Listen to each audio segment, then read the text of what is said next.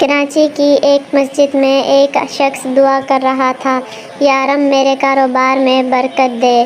دوسرے شخص نے پیچھے سے آواز لگائی، کوئی بھی آمین نہ بولے، سب کے سب ٹپک جاؤ گے، یہ شخص کفن بیچتا ہے۔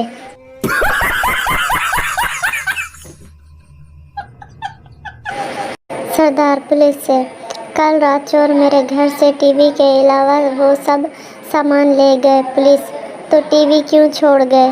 سردار: کیونکہ ٹی وی تو میں دیکھ رہا تھا۔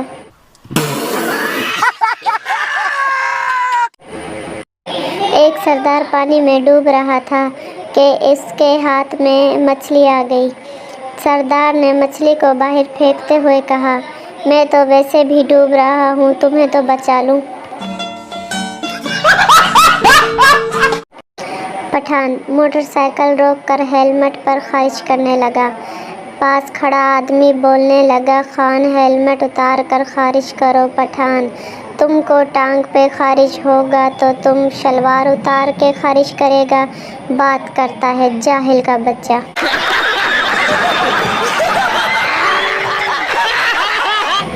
ساس بہو سے تم اپنا منہ بند رکھو، یہ تمہارا سسرال ہے، میکہ نہیں، سمجھی تم؟